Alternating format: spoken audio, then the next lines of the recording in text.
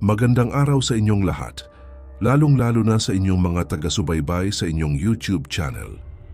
Magandang araw, Sir Bordes. Tawagin niyo na lang ako sa pangalang Tembong, 50 anyos at naninirahan dito sa Bicol Region. Nakatira ako sa loob ng isang lumang sementeryo. Isa po akong supulterero, tagahukay sa puntod ng ililibing at tagabantay sa mga nakalibing. Simula sa kaninununuan ko hanggang sa tatay ko ay lahat sila'y mga supulterero. Kaya nasa lahi na talaga namin ang ganitong uri ng trabaho. Ito lang din kasi ang alam kong trabaho. Ang maghawan ng mga damo at maglinis ng mga puntod. Noong bata pa ako ay hindi ko naranasan makapag-aral. Kusa na lang ako natuto sumulat at bumasa nung tumuntong ako sa pagbibinata. Ako ang tipong lalaki na literal makikita mo sa bangketa. Naghahakot ng mga gulay sa mga malalaking truck galing pang Baguio na ibinabagasak sa palengke. Tuwing papalapit ang undas ay nakaabang na ako sa entrada ng sementeryo. Nag-aalok ng serbisyo bilang tagalinis at tagapintiura ng mga nicho. Minsan pag may sirang nicho na kailangan ng ilipat ang mga buto nang namayapa sa panibagong puntod ay ako mismo ang naghahakot ng mga kalansay. Inilalagay ko ito sa sako na wala man lang sapin ng kamay nang tumuntong ako sa edad na 18, saka naman pumanaw ang aking ama. Ito ang tagabantay sa sementeryo. Hindi na mabilang ang mga hinukay nitong puntod na paglilibingan ng mga namayapa. May 2 akong kapatid na babae. Ngunit sumakabilang pamilya na ang mga ito. Isama sila ng aking ina sa bago niyang kinakasama. Hindi kasi ito makontento sa buhay na meron ang aming pamilya. Mabait naman ang tatay ko. Ang kaso nga lang, palaging amoy lupa. Hindi mawala ang putik sa mga kamay at papa. Araw-araw kasi palaging may inililibing sa sementeryo. At kung pag-uusapan ng kababalaghan, ay pangkaraniwan na lamang ito sa akin. Sa dulo ng sementeryo kung saan kami nananahan malapit sa taniman ng kawayan, ay marami na akong naranasan na kakaiba na mahirap talagang paniwalaan ng ibang tao. Tuwing sasapit ang hating gabi ay may nararamdaman ako na kakaibang katahimakan na may kasamang hiwaga. Palagi ako nakakarinig ng pag-unga ng sanggol at mga umiiyak na hindi makita ng aking mga mata. Minsan na may hindi sadyang nakikita ako ng aso na may kagat na mga buto ng tao. Pero madalas na pinapaalala ng aking ama na huwag umano ako matakot sa patay. Kailanman ay hindi na muling babangon pa ang bangkay. Huwag din ako matakot sa multo. Mas matakot pa raw ako sa buhay. Dahil ang mga buhay ay maaaring kumitil ng buhay. Kaya noong pumanaw ang aking ama, ay ako mismo ang naghukay ng sarili niyang libingan. Ako ang pumalit sa kanya bilang tagabantay ng sementeryo. Matagal nang katiwala ang aming pamilya sa nasabing public cemetery. Kilalang na ng opisyal ng simbahan at gobyerno ang aking yumaong lolo ng mga paring nagsasagawa ng misa sa lugar niyon. Nang sumakabilang buhay ang ama kong supultero, ay mas lalong bumigat ang mundo ko.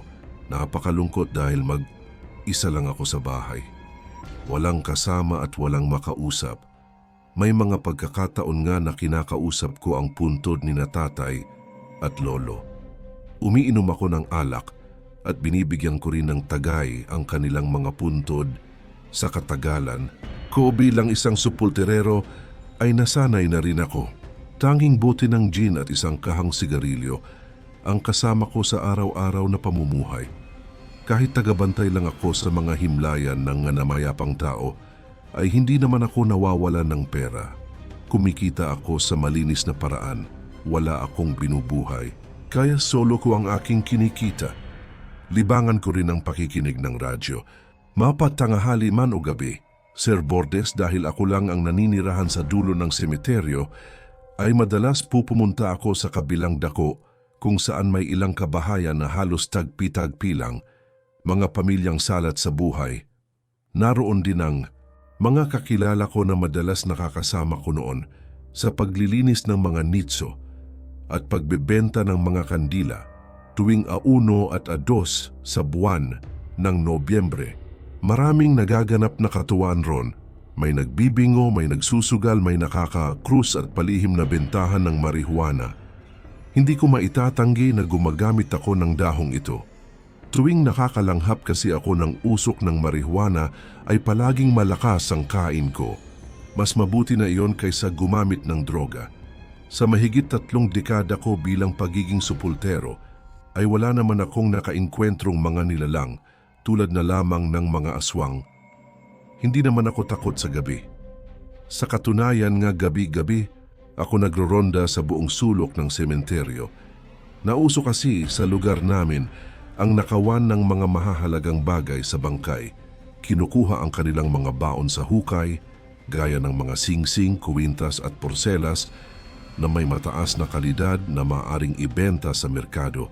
May nabalitaan nga ako na may ninakawan na isang bangkay ng isang matandang lalaki. Kinuha ang gintong nigipin nito. Ang ibang pamilya kasi ng namatayan ay naglalagay ng mga pilak sa maliit na kahon at isinasama sa libingan. Kung kaya't hindi maiwasan na mayroon mga butas ang ibang nicho, hindi ko naman matsyempuhan kung sino ang mga tirador ng mahahalagang palamuti ng bangkay. Masyadong malawak kasi ang public cemetery, halos karamihan sa mga baryo at bayan sa aming lalawigan ay doon inihahatid ang huling hantungan ng kanilang mga mahal sa buhay na namayapa. Kung kailan tumanda na ako bilang supultero, ay doon ko naman naranasan ang magkakasunod na kababalagahan at trahedya.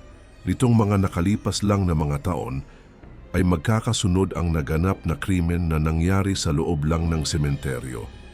Tuwing madaling araw, ay nakakakita ako ng sariwang bangkay na itinago sa mga liblib na sulok ng mga nicho na wala nang laman ng mga buto.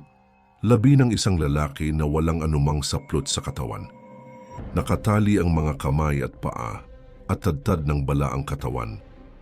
Mayroon din isang biktima na halos binalot ang ulo ng packing tape. Maraming hiwa sa dibdib at tiyan na tila pinagtataga, ito bago itinapon. Naging salvage victim ang naturang sementeryo. May nakita pa nga ako na isang bangkay ng babae na chop-chop ang katawan o inilagay ito sa abandonadong puntod. Diyos mio perdon, ano na ang nangyayari ngayon sa mundo? Puro na lang patayan. Walang tigil na karahasan.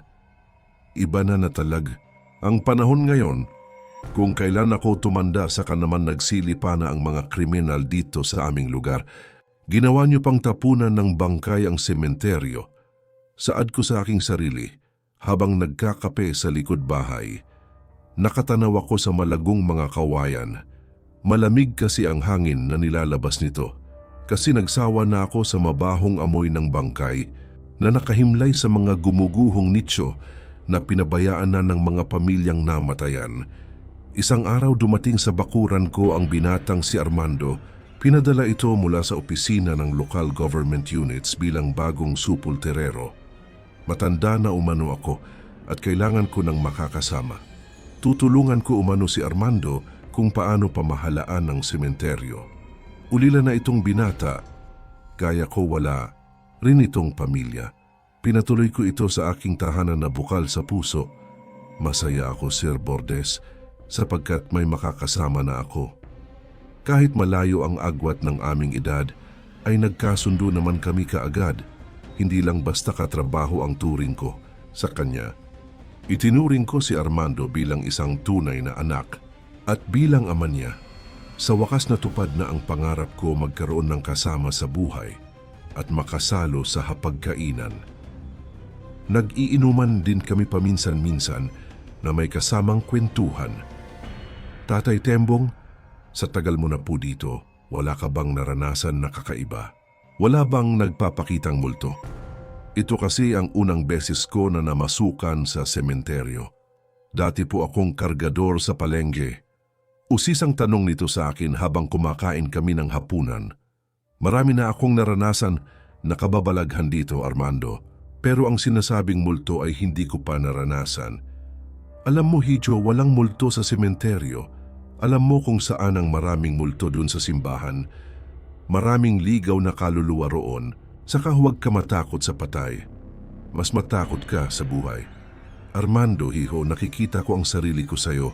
Ganyan na ganyan ako nung aking kabataan. Tugon ko naman dito. Malinaw na sinagot ang kanyang mga katanungan. Yan din noon. Ang sinabi ng lola ko, Tatay Tembong, mas marami raw ang gumagalang kaluluwa sa simbahan. Pangako po, magsisipag ako. Ako na po ang bahala sa mabibigat na trabaho. Dapat nga po nagpapahinga ka na, Tatay Tembong. Ituturing po kita na parang tunay kong ama. Nakangiting sagot ng binata. Masaya naming pinagsasohan ang nakahain. Sa hapag, mabilis namang natuto si Armando simula nung turuan ko ito. Mabilis lang nito natatapos ang paghuhukay ng paglilibingan ng mga patay. Hindi lang basta mga patay sa nitso ang gawain namin. Hinawaan din namin ang mga damo sa buong paligid para mapanatili ang kalinisan. Pinuputol ang mga nakausling sanga sa mga daraanan na pwede makaantala sa mga tao. Isang bagay lang ang ipinagtataka ko sa binatang si Armando, bukod sa mabilis lang ito matuto, ay sanay na rin ito makakita ng mga bangkay. Matibay ang sikmura niya. Hindi nga ito nandidiri kahit kumakain kami sa ibabaw ng lapida. Tuwing naglilipat kami ng mga kalansay sa mga bagong gawa na nicho, ay hindi ito naghuhugas ng kamay pag nagmemeryendan kami. Hindi naman ito maluhong, lalaki. Sa totoo lang, Sir Bordes, napakaswerte ko rito. Siya ang kauna-unanhang tao na nagbigay sa akin ng regalo. Binilhan niya ako ng bagong damit at tsinelas pagsahod nito. Ito rin ang gumagastos sa pagkain. Palaging masarap ang ulam namin. Maghilig kasi ito sa karne, lalo na ang sisig. Higit sa lahat, mas lalong napapadali ang mga trabaho ko. Hindi na ako masyadong napapagod. Mas marami pa nga ang pahinga ko.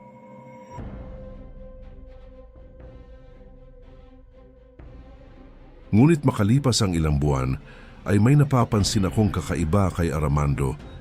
Tuwing may ihahatid kasi sa huling hantungan, ay palihim itong sumusilip sa kabaong. Tinitigan kung sino ba ang nakahiga ron. Hinayaan ko lang ito. Wala namang masama sa kanyang ginagawa. Ang kaso nga lang masyadong nakakailang, hindi naman siya kapamilya ng namatayan. Tumatabi kasi ito sa mga umiiyak na kapamilya ng patay.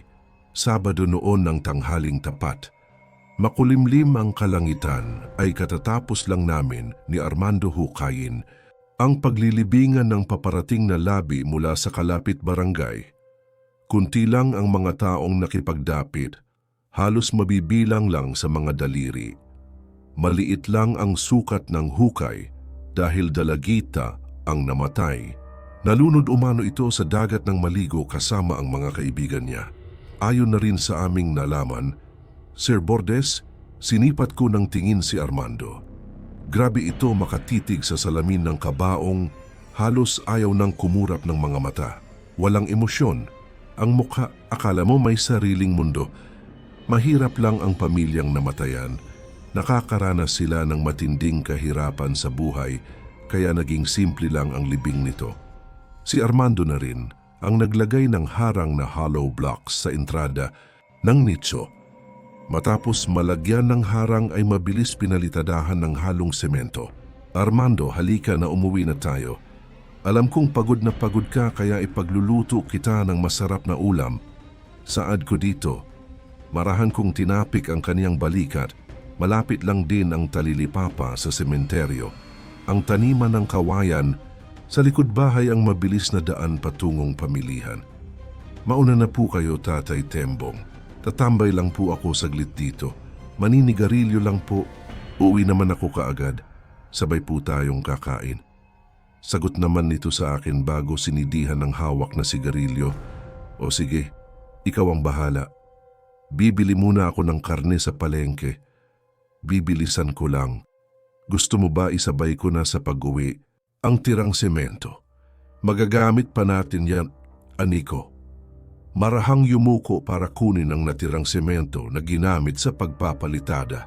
Ako na lang po ang bahalang mag-uwi nito, Tatay Tembong.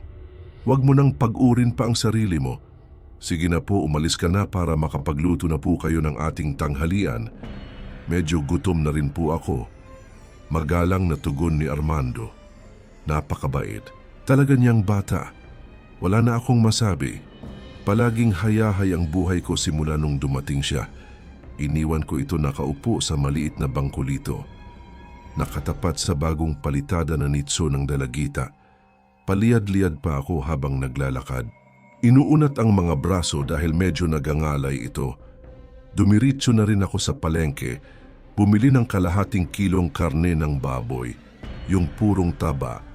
Mas gusto kasi ni Armando ang nagmamantika na adobo. Bumili rin ako ng mga oras na iyon ng isang bote ng alak. Yayain ko ito mamaya mag-inuman pantanggal pagod at pampakalma ng isipan. Kami ang tipo na kapag nakainom ng alak ay diretso na higa sa kama. Matapos ko mamalengke, ay naubutan ko sa bahay si Armando na bagong paligo. Sagana kami sa tubig.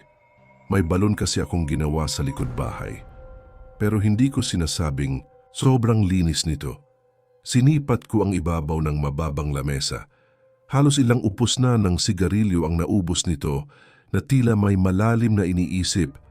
Armando, hinay-hinay lang sa sigarilyo. Baka tamaan ang baga mo. Ito bumili ako ng alak para mamayang gabi. Magluluto ako ng masarap na ulam at pulutan. Sabi ko sa nakaupong binata, hilig ko na po kasi ang paninigarilyo, Tatay Tembong. Para sa tulad nating mga supulterero, hindi maiwasan na maging sunog baga ako. Saka ito lang naman ang bisyo ko bukod sa pag-inom ng alak. Tutulungan na po kita sa pagluluto, tay. Magalang na sagot naman ni Armando. Hindi makatingin ng diretso, parang may bumabagabag sa kanyang isipan. Iyon ang pagkakataon na parang balisa siya, may lumbay, ang bawat ngiti sa labi. Magpahinga ka lang dyan, Hijo. Ako na ang bahala magluto. Asahan mo sa sarapan ko ang luto ko. Halos ikaw na nga lahat ang gumawa ng trabaho ko, kaya pahingahin mo rin niyang sarili mo. Tugon ko naman dito. Ngumiti at mabilis na tumungo sa munting kasina na medyo makalat. Napansin ko na wala ang natirang semento. Sa kusina kasi namin inalalagay ang mga sobrang materyales na binili ng mga namatayan. Hinayaan ko na lang iyon. Naisip ko na baka nakalimutan lang ito bitbitin ni Armando. Matapos kong magluto ay agad naman kami kumain. Ilang saglit na pahinga matapos matunaw ang kinain, ay naglalakad-lakad kami sa sementeryo. Tinitignan ang bawat sulok kung maayos lang ba ang lahat. Pinapanatili namin lagi ang kalinisan kahit luma na ito. Magkahiwalay kami na nagronda ni Armando. Pagpatak ng 6:00 ng gabi ay maaga kami naghapunan, binuksan ang alak at tahimik na nag-inuman. Ang madalas namin pag-usapan nito ay tungkol sa mga patay. Minsan nasasama rin sa usapin ng mga aswang na literal na nagkalat na sa buong Kabikulan. Naging alalay lamang kami sa pag-inom ng alak. Hindi naman kasi kami talamak na manginginom. Bandang mag-aalas 9 na ng gabi nang maubos ang alak. Hindi ko na rin kailangan pa magpatrol dahil tapos na namin libutin ni Armando ang buong sementeryo. Noong mga oras na yon, nahiga na ako sa kama. Masakit din kasi ang tadyang ko. Sabayan pa ng pagkirot ng kaso-kasuan. Nagpaalam sa akin ng binata na bibili lang ng isang kahanang sigarilyo sa tindahan. Hindi naman ito nalasing sa aming ininom na alak. Sa katunayan, bitin pa nga, kami natutuwa talaga ako rito. Bawat paglabas nito ay kailangan pa magpaalam sa akin. Para ko na talagang anak kong umasta, kay sobrang gaan ng loob ko sa kanya. Ngunit makalipas ang ilang sandali ay hindi pa rin nakakabalik ang binata. Kaya hindi na ako mapalagay ng mga oras na, yun, nasaan na kaya si Armando? Lampas 11:00 na hindi pa rin siya nakakauwi. Saan kaya pumunta ang binatang yun? Paalam, bibili lang ng sigaryo. Malapit lang naman ang tindahan dito, napapatanong kong wika sa sarili at malalim na napabuntong hininga. Kahit na masakit ang tadyang ko ay pinilit ko tumayo. Parang lalagnatin ako ng gabing yon. Sobrang sama talaga ng katawan ko. Iba na talaga pag tumatanda, marami ng iniindang sakit. Pagkabangon ko sa kama ay isinuot ko ang makapal na jacket. Hindi ko kasi makayanan ang lamig. Bago kunin ang sipat, ay inilagay ko muna sa aking bewang ang sundang na nakalagay naman sa taguban. Una ko pinuntahan ang kabilang sulok kung saan nakatirik ang mga barong-barong. Ngunit wala roon ang binata. Pumunta rin ako sa bukana ng sementeryo. At nakasarado naman ang malaking gate. Nakandado naman ito. Dumating sa punto, habang naglalakad ako sa kalagitnaan ng mga patong-patong na mga nicho, ay bigla ako nakarinig ng ingay. Parang may nagsisinsel ng semento. Hindi malutong ang ingay kaya halatang bago lang ito. Sa puntong yon, sumagi sa isip ko ang bagong libing na dalagita. Para hindi makuha ang aking atensyon, minabuti ko patayin ang sipat. Maliwanag naman ang sinag ng buwan. Umakyat ako sa 3 palapag na mga nicho. Mas madali ko roon makikita ang buong paligid sa ibaba. Nanging maingat ako sa bawat paghakbang ng aking mga paa. Nang marating ko ang pinakadulo ng mga nagtataasang nicho, ay hindi ko matanaw. Ang bagong kakalibing lang. May nakaharang kasi na mga malalaking puno ng talisay. Muli akong bumaba at naglakad ng dahan-dahan. Marahan na hinugot ang sundang bilang proteksyon sa sarili. Naisip ko kasi na baka may mga nakapasok na magnanakaw ng mga gamit ng patay. Bago pa man ako makalapit sa bagong gawang nicho, ay huminto na ang ingay mula sa sinsel at martilyo. Naghanap ako ng magandang mapagtataguan malapit sa ibang mga puntod na nahaharangan ng katawan ng puno. Nang masipat ko ang pinagmulan ng ingay, ay gumuhit sa aking mga mata ang isang nakatalikod na lalaki. May suot itong sombrero na parang pamilyar sa aking paningin. Tama nga ako ang kutob ko, may nakapasok na magnanakaw. Nilabas nito ang kabaong mula sa loob ng nicho, binuksan ang takip at mahinay na binuhat ang labi ng dalagita. Sir Bordes, nagkamali pala ako ng iniisip. Hindi pagnanakaw ang sadya nito, kundi ang katawan ng nasa loob ng kabaong. Batid kong alam ko na ang susunod na mangyayari. Hindi ko makilala kung sino ang lalaki. Natatakpan kasi ng mga sanga at dahon ng liwanag ng buwan, kaya medyo may kadiliman ang buong paligid sa bahaging iyon. Nanatili ako sa aking pinagkukublian. Aalamin ko muna kung sino ang lapastangang lalaki. Ngunit sa pagkakataong yon parang hindi ko na kayang magtago. Hindi ko kayang sikmurahin ang kahalayang ginagawa nito. Matapos kasi ilatag ng lalaki ang bangkay ng dalagita, ay hinubad niya ang suot nito. Matapos matanggalan ang saplot ng bagong kalilibing lang na katawan ng babae, ay nagmadling hinubad ng lalaki ang kanyang short at walang habas na ginagasa ang patay. Malinaw kong nakikita ang ginawang kagayupan nito. Parang buhay na tao lang kung gahasain. Nilalamas at hinahalikan ang dibdib ng dalagita habang nakabaon ang kanyang pagkalalaki. Nakaramdam ako ng awa sa patay, lalo na sa mga kapamilya nito na umaasa na nasa maayos lang ang mahal nila sa buhay na malayang nakahimlay. Maingat akong tumayo, dahan-dahan na naglakad patungo sa kinaroonan ng lalaking walang awang ginahasa. Ang bangkay ng babae. Mahigpit kong hawak ang sundang. Nang tuluyan ako makalapit ay walang kamalay-malay ko ito pinagtataga ng paulit-ulit sa likod. Nataga ko pa nga ang likurang leeg nito at ulo. Tumalamsik ang dugo at nangisay sa lakas ng pagkakataga ko. Noong humandusay ito sa tabi ng bangkay ng dalagita, ay itinulak ko ng paharap ang katawan ng lalaki. Nagimbal ako nang makita ang mukha. Huli na ang lahat para magsisisi. Dahil ang lalaking pinagtataga ko ay walang iba kundi si Armando. Ang itinuring kong anak-anakan na supulterero, nabitiwan ko ang sundang at niyakap ko si Armando.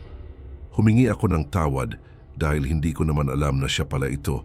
Kung nalaman ko lang na si Armando ito, hindi ko sana siya pinagtataga. Magbubulag-bulagan na lang ako na ginalaw niya ang bangkay ng dalagita. Paulit-ulit ako humingi ng tawad, Habang nakatali ito sa aking mga bisig, narinig ko pa ang naghihingalong boses ni Armando na nagwikang, "Patawad Tatay Tembong." Hindi ko napigilan ng sarili ko. Nagustuhan ang labi ng dalagita kaya pinagsamtalahan ko ito. Durog na durog ang puso ko, Sir Bordes. Iyon ang huling tinig na narinig ko kay Armando bago ito bawian ng buhay. Namatay si Armando sa mga bisig ko.